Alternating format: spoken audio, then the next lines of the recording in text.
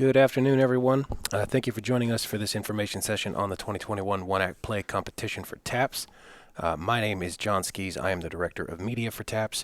We're going to get started in just a few minutes, but I've got a couple of housekeeping items to address first. So, first and foremost, this webinar is being recorded. You're going to receive an email with a link to that recording as soon as it's ready. That should be later this afternoon. Second, if you have any questions, please use the questions feature on the GoToWebinar interface. We're going to try to answer those as we go throughout the presentation, but if we don't get to yours right away, don't worry, there is a general Q&A at the end. If we run out of time, or if your question is just too specific to answer appropriately in this venue, and we don't get to it, please send us an email or call us at the office after the webinar is over, and we will get that answered for you. And with that, we're going to get started. I am joined today by Brian Bunselmeyer, TAPS Executive Director, Vina Williams, TAPS Director of Fine Arts, Robert Huckabee, TAPS Associate Director and Director of Compliance, and Will Dixon from the TAPS office staff is helping us out today behind the keyboard. And I'm going to hand it over to Brian to get us started. Thank you for joining us here this afternoon. One Act Play 2021. Seems hard to believe that we're back into this time frame again, but the fall is here, school's starting, and it's time to start considering One Act Play. Our goal today is to give you that 10,000-foot view of One Act Play. If we spark some questions, please feel free to reach out, or feel free to reach out to Vina or the staff later on to answer any more direct questions that may arise.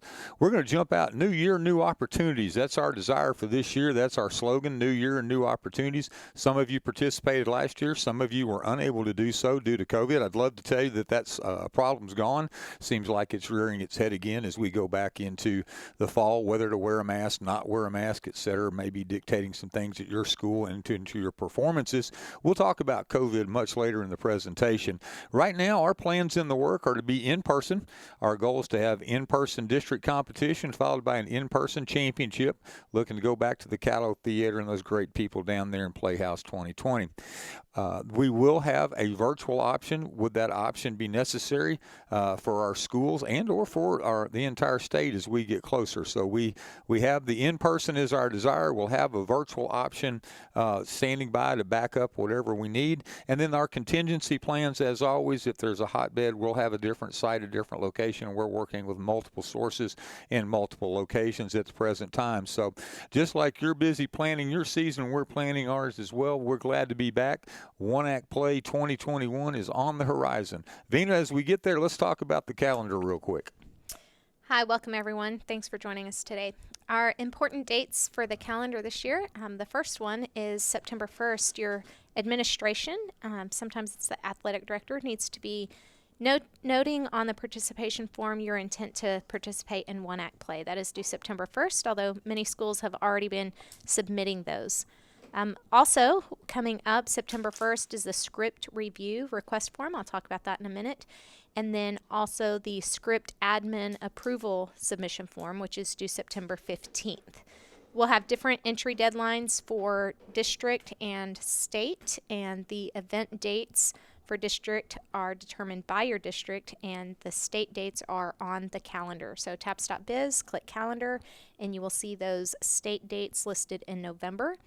The last district date is November 2nd, so your district will be communicating with you. The district president will be communicating with you those possible dates for your district event, the last being November 2nd. So it's important to circle those days on the calendar. It looks like September 1st is a pretty important date. We do need to know whether or not you're going to be participating so that we can, if we have to redistrict, we want to redistrict as far in advance as possible. The script review, if you've got questions or concerns, we do need time to look at those. So September 1st, extremely important. Vina, as we go on down and we stop, let's talk about exactly what that script review looks like. We do not use a list of approved plays here with TAPS, and so you can choose your own play. However, we do have content standards in our bylaws that you'll need to be aware of and choose a play according to those guidelines that we have. If you would like your script reviewed by our reader, it is optional, but those scripts are due September 1st. There's a request form in Rank 1 that you can fill out. It comes with a $50 fee that we pay to the reader. It might take up to 2 weeks for us to process that form as well as the reader to read the script. When you do the script review, it is important that you send in the actual cutting of what you intend to perform, not just the full script. So it needs to be cut for time and content, and then you'll need that permission from those publishers to do those cuttings, and then we will reply back with an analysis saying these things need to also be cut, or it's approved as cut. So, Vina, when they're making the cuttings, I think it's also important to, when they send that cutting in, to tell if they have a specific concern. Let's not make us guess. Let's make sure that they've got a specific question in mind. Actually point and say, hey, look, I'm talking to scene 2 and I'm talking these lines. If they know exactly what it is they're talking about, to go ahead and get that out there. Is that correct? Yes. So any concerns that you might have, go ahead and spell those out in the on the form, or you could just email me and let me know of those concerns, and we'll make sure that we get things clearly stated with you to understand the requirements for that. Robert, while we're sitting here talking about it, tell our folks listening out there how they can get to the bylaws and how they can find those rules, if you would, real quick. So if you go to the TAPS website, taps.biz, on the main homepage there, just to the right, the top menu bar just to the right, there is a tab called Resources. If you hover over that tab, the second item under there is called Bylaws. If you select that tab called Bylaws, just wait a few seconds. It'll take you to a big Google Doc that uploads.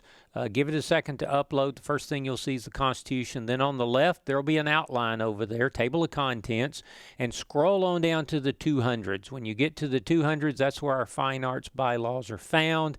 And as Vina mentioned, those standards on content and the specific things regarding one-act play can be found there. So those rules have been in place since we began One Act Play. They're reviewed every year. We've made some tweaks here and there, but for the most part, they stood the test of time, and our board has once again approved those bylaws and content standards as presented. Vina, let's go ahead and talk about the next step in this deal, the performance rights. For those that have done it before, this may just be, again, going over old material. If you haven't done it before, pay a little bit of attention here on exactly what performance rights means and what you need to do for your performances. It is important that you have the rights to perform any of the selections that you choose, which includes just purchasing the scripts and the rights to perform it. Sometimes that might be, you might need to pay a fee, a royalty for performances or even rehearsals. One thing that is new in the last year is the live performance, virtual performance, and the live stream opportunity. So that is something that we do need you to explore with your play to make sure that you have the appropriate licenses that are needed. You will be asked at your meetings when you go to with your contest manager for your rehearsal for the rights, the written permissions, and any invoices paid to prove that you have the rights to put on the production. And so those are required for the rehearsal time in order for you to perform at the district and the state level. As we're looking at that, it was important last year, and it may become more important this year with that virtual option, Venus. So it is, we would ask everybody to check that out, correct? And then additionally, they are going to have to bring proof of licensing. We've had that problem in the past where you show up at district and you don't have that proof. So just kind of walk back through, like you say, multiple licenses may be needed, but walk back through why that's important, because it is the intellectual property that's been either bought by the dramatist or whoever it is, right? It is, and you might not realize that some require you to have rights to cut the performance down, to cut certain words, to change words. Possibly you're thinking, I want this role to be played by a female. And all those little changes you might not think are a big deal, but many of the playwrights require those things to be approved. And that could be something as simple as changing a single word, or if you decide, oh, I'd like to put this song in there, or things like that. You're changing the dialogue. And so all those things need permission from the publisher to give you the rights to make additions, deletions, or even changes in the script. I think it's important to make sure time is on your side. Some will do it, some won't. Some have done it in the past, some haven't. So just make sure that you're well ahead on the deal on performance rights. If you need us, reach out to us here at the office. Vina can definitely help you on that side. We can help walk you through as well. So performance rights, make sure you get them. Make sure you know what's going on. Vina, what are some of the publishers that have worked with us in the past? Just in the last 2 years, with needing live performance streaming rights, the few that are listed here, PlayScripts and Broadway On Demand, as well as Stage Partners and Pioneer Drama, they have been very TAPS friendly and have worked with us to have low cost or even no cost for those virtual performances, the performance rights for adjudication. And so it's important that you get those rights for your own school when you're doing the performance at your own school, and then we will work with the publishers alongside you to make sure that we have the rights to do the live stream at our championship event. Now, some of them may tell you that it's going to be an exorbitant amount of money, or they might tell you that they're not giving you the rights at all. And in that case, then you may not be able to stream live for our performances for our state championship, but these are some friendly ones here that are listed, and they have worked well with our schools. So if you're still out there looking for a play, I would suggest contacting one of these publishers and picking something off of their list, because they have been super great with making sure that we can show these off to our families at home. There are other publishers out there. Sometimes they're not always as friendly as some of these are up here. So I know that those of you that performed last year, at some point it was an ability to send some information back home, at least watch you perform it. Not everybody did that. Not everybody could do that, but we did try to give that opportunity for those that couldn't make it to Kerrville. So you figured out what you want to do. You've cut it. You've bought it. You've got your licenses. Talk to us about script approval, Vina. So we do have your administration needs to sign off on the approval of your script. So in rank 1, there is a script approval form for the administration of your school to have said that they have read your play, the cutting, and they approve and they agree that it is within the TAPS standards and that they are approving your school to perform this play for your school. That form is due September 15th, and like I said, that's in the rank 1 form section, but it is an approval from your school administration certifying those standards have been met. So just because your head of school or your principal certifies doesn't mean you couldn't run into problems later on. Is that correct? We have had that happen. Show up at the site, you perform something a little different, and then that could lead to disqualification. So again, opportunity here to make sure it fits the needs and fits the purposes, correct? That is correct. Just one more check and balance for you. Robert, hit us with a little rank 1 information for our one-act play directors. Okay, Brian, thank you very much. Rank 1 is our database for all of our directors and for all of our students as well. We need all of our directors in rank 1. We need your information in there. Set up your profile if that hasn't been done already. If you have new people, make sure they're added in there. Their roles are marked correctly.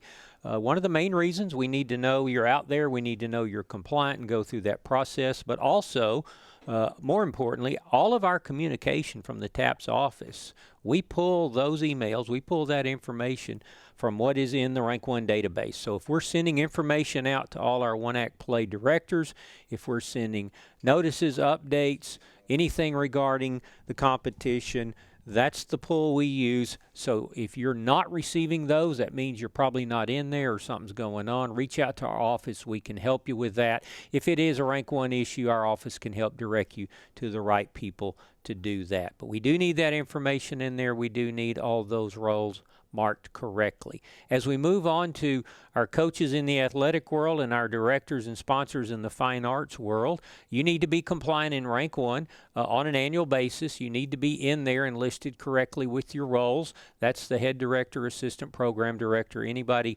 that would be working with your students needs to be in there. You create that profile, you complete it, make sure it's accurate and updated. That's where you sign off on your annual professional acknowledgement of rules and complete the scope requirements. As you log into rank 1, once you've set up a profile, you'll see a little tab over there that'll tell you if you're compliant or non-compliant for the year. If you're compliant, you're good to go. If you're not, you click on that and it'll tell you what things you're missing and you can complete those. If you have any issues, our staff can help you work through that. Robert, just kind of as a reminder here, assistant program director, one of those things is you may have a volunteer who plans on being there, who's going to be around the kids, who's going to come to the competition. If you want them to be treated like a director, be backstage and help with all that, they need to be in rank 1. They need to be certified, because basically once you set up that profile, once they do the professional acknowledgement of rules, that's also your school certifying that they meet all the requirements for your school. So if you want them recognized, or if they should be recognized, whether volunteer, stipend, part-time, full-time, whatever, if they're going to be a part of your leadership group with one-act play, they do need to be in rank 1. That is correct. And moving on to our students, all of your students need to be in the rank 1 database as well. Similar process, your students are input at the school level. Parents go in and create a profile or update that profile on an annual basis. Make sure all that information is complete and accurate. The student and the parent will sign their annual acknowledgement of rules. We do need a medical history on our one-act play participants, so make sure that's in there. And then any school-based forms, you may have permission forms, you may have travel forms or something at the school level that you've asked rank 1 to add into that, which they will gladly do. And if all that is completed, then they'll be good to go. We do have that category of students. We have transfer students, we have international students, we have students not living with parents. As they answer those profile questions, it will direct them to complete some other forms that need to be reviewed here in the office. So that's the general process for getting your students in rank 1 and making sure that information is correct. So we do require that medical history form. That's in rank 1, and they do have to go in there and complete that form electronically. We do not require one-act play students as an organization. TAPS does not require students to have a physical every year to participate in one-act play. However, your diocese, your school, or your group may have that same plan. If so, then they would need that physical. However, for TAPS, you do have to have that medical history form. It is an online form they fill out when they're doing their student acknowledgement of rules, but the physical is not a required form. And moving on, one other thing you need to do in rank 1, you need to set up your rosters for your one-act play team. You'll create a varsity team. You'll go in and build that roster. It'll pull your students over. You select them and add them to that roster. As you pull them over, or as they sit in rank 1, you'll see they're either red or green. Some will be red, some will be green. If they're red, that means something is missing. Rank 1 has picked up a form or something that hadn't been completed. You have a way to go in there and see what that is. If you think everything's been done correctly and submitted and you just don't understand why a particular student is red, reach out to our office. Rhonda and Kelly in our office field those calls all day, every day, and they're willing to help and assist with that. Sometimes there is something you're missing, and then sometimes it is just something that needs to be fixed. Vina? For the Playbill program information, we'll be collecting that information from rank 1 this year. That will include things such as the cast or the crew and the roles in which the students will be performing. If the crew, it's lights or sound, or if the role of the student, it would be like they're performing the Anne Frank role. And so that information, will give more information on that as the entry deadline is approaching. But be prepared to enter that Playbill program information into rank 1 and as well as a team photo for your cast and crew. So that would also include any ensemble groups, right? If you had a group that was only known as the Sisters or whatever, you'd still put the student in there so we'd know what they're participating in, correct? Yes, and so we do have their requirement max of 15 cast members and 5 crew members, as it is in our bylaws, and so we would expect that all those students would be listed there, as well as your alternates. You have up to 5 students that may be listed as an alternate role. So all that's important to get in. We know it's a lot. You'll be hearing more about that as we come forward. Vina, we had a quick question here. What if a show you've chosen does not allow for virtual or live stream? What do we need to do? Do we need to choose a different show or go ahead and perform the one that we've already chosen? If you have the rights to actually perform the play, then you're good with us. If you do not have the rights to live stream the performance, then it will just not be live streamed for our viewing audience. So we can turn that button on, we can turn that button off, and we'll make it happen as we go forward. Robert, in rank 1, we have the Toolkit. Tell them a little bit about the Toolkit and a couple of things they're going to find there. So one of the resources in rank 1 is a toolkit for our coaches on the athletic side, for our directors on the fine arts side. There are many forms found in that toolkit that you can use. There's some useful forms in there and some checklists that have been added that are good things for you to have, that go through and just help you know that I'm staying on track with all of my things I need to do for my rehearsals, for the contest manager to-do list. All those kind of things are there in rank 1. There's a lot of great resources in that toolkit. So as we move on to the competition structure for 2021, remember this is the second year of an alignment, so we will stay pretty much true to form with the divisions in the alignment that we had last year. We're looking at changing things a little bit. Vina will go into that here in just a second as we look at that. We've had several schools that had to drop out last year come back. We've got a couple of new schools coming into TAPS that are looking forward to competing in one-act play, and we look forward to them joining us. So competition in 2021, Vina, what's it going to look like? Well, right now we have about half of the schools that have turned in their participation form, and so we are underway with making sure that our divisions and our districts are even. If you have not submitted your participation form, please contact your administrator and your athletic director, your fine arts director, and make sure that they have checked one-act play on that participation form that is due September 1st. We would like to know prior to that. I've been sending emails to you all to make sure that I have you down as participating so that we can organize those districts as soon as possible. So we are looking to have the 4 districts per the 3 divisions this year, and we'll have up to 8 schools in each of those districts. The district deadline to host your district meet is November 2nd.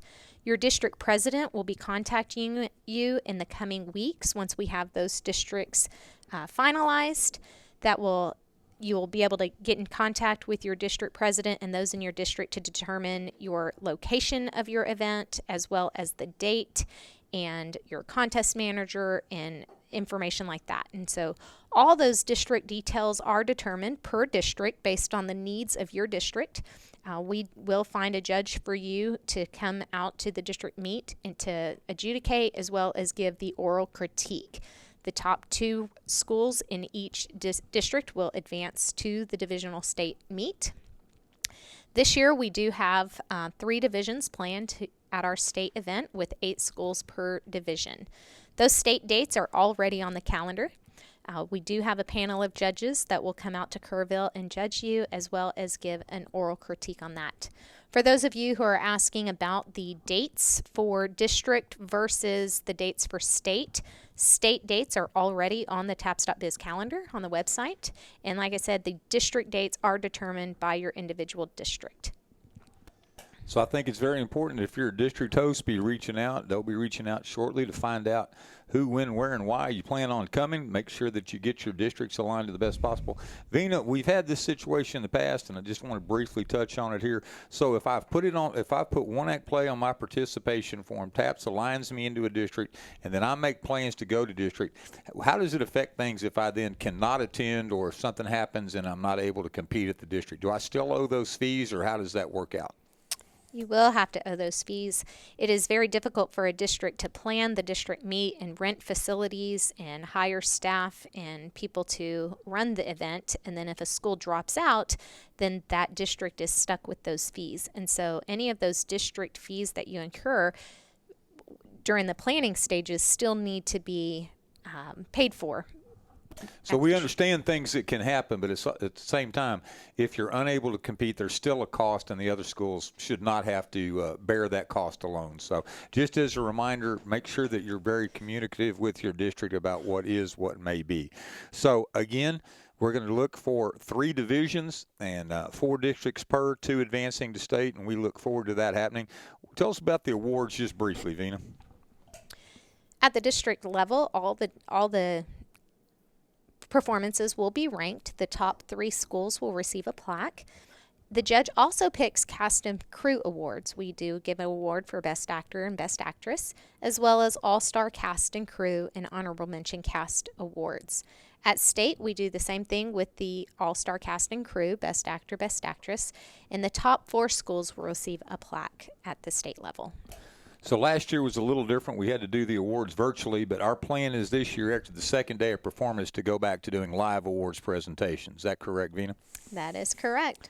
So we look forward to being there. Hopefully you can catch both days of shows, but at the end, if you were unable to attend, we would obviously get your materials to you. So we will ship out all the awards. If you're the district host, look for that. Make sure you've communicated that you are the district host with Vina so we know where to send things. All right, we're going to jump out to COVID protocols real quick. Robert, why don't you lead us through, and then we'll follow up. Okay. Our COVID protocols for this school year were posted about a week and a half ago. They're on our website. It'll be very similar to the instructions I gave you earlier about where to find the bylaws. Just go to taps.biz, that main homepage, go to that top menu bar under resources, and if you hover over resources, that first item there will say COVID information. If you click on that tab, it will take you to about a 4 or 5 page document which outlines our basic COVID protocols for our TAPS activities and competitions this year. So you can refer to that for the specifics in more detail. Basically, as we look at COVID protocols, as you're hosting your district meet, whatever facility or site or school you use, you'll need to make sure that you know what their protocols are that they have in place.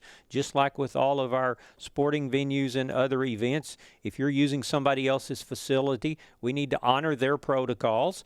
If you have a place that the protocols are maybe too strict for you to be able to do it and do it successfully, then you need to probably start looking for another site or another facility. Those are just things and issues that our schools dealt with last year as we marched through similar situations. I think the big key is you take the protocols that your staff, that your administration, that your COVID and medical team have developed. Those will apply for your school and your students and your directors. That will be what takes care of you. The site and the group need to agree. So as you meet as a district, one of the things you need to put on that agenda is COVID protocols and decide what can we all agree that we will follow, and then what other schools are going to make some decisions. So some schools are going to say, my kids are going to be masked up at all times. You may wear a mask on stage. We're not saying you can't do that. However, that is a decision that you and your school make. We would not require all schools to make that decision if their own school had not previously made that decision. So we'll be working through it. COVID may change as it keeps moving forward. Right now, I think the mandates, Robert, from the text, at least in the governor's and office and all, is that each school has their own right to move forward with their own plan. Does that pretty well summarize it? That is correct, and we get this question daily in all aspects of our organization. Masks are certainly allowed, but not required. That is a decision you make at the school level, and as Brian mentioned, you make that decision for your participants, your directors, and then other schools make those similar decisions for their own as well. We're excited to be returning to Kerrville to the Callow Theater. Vina, talk to us just a little bit about what to expect down there in the championships this year. The staff is excited for our return in Kerrville this year. We will follow the 4 schools per day format that we used last year, where 4 schools will have a tech time in the morning and a performance time in the afternoon, followed by the next 4 schools in the morning, the second day, and performance in the afternoon. We will have the awards presentation at the end of the second day. We do encourage all schools to be present on both days. This is a 2-day event, so your school, even if you're performing on the second day, it is great if you can attend the performances of the first day, and same for the second. If you perform on day 1, it's encouraged that your students get the full benefit of the event by watching the performances on the second day.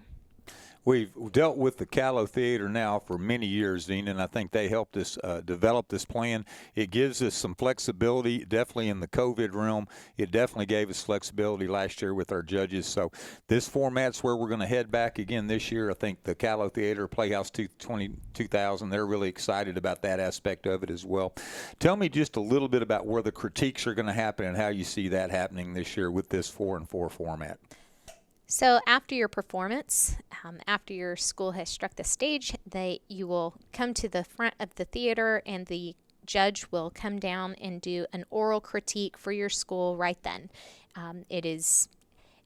We've done it this way for several years now, and it's immediate feedback. The kids are excited to hear exactly what the judge's take is it. And so those clinics happening right after is a very valuable time for your school. The other thing that the 4x4 format does is it allows us to stay in the footprint of the Callow Theater, and that way we're not trying to go to additional places which may or may not let us in, especially with the COVID situation. Fredericksburg's a great little town. Kerrville's a great little town, but all of towns down there in the hill country are going to be pretty precise in who they let in and who they don't let in. So we look forward, if you made it last year or made it in the past, we look forward to you returning. It also is an opportunity for all those out you listening. If you make it in the top 2, you have a chance to advance. I will say that with COVID and with other things, you never know what will take you out or knock you out potentially. We had a couple of schools last year that didn't get to perform, and we would look at moving or look at a virtual opportunity there as well. So we're maintaining those where we can. Questions and answers is where we are on the program. I know it's been a 10,000-foot view down on One Act Play. If you have questions, please feel free to reach out to the TAPS office, reach out to Vina.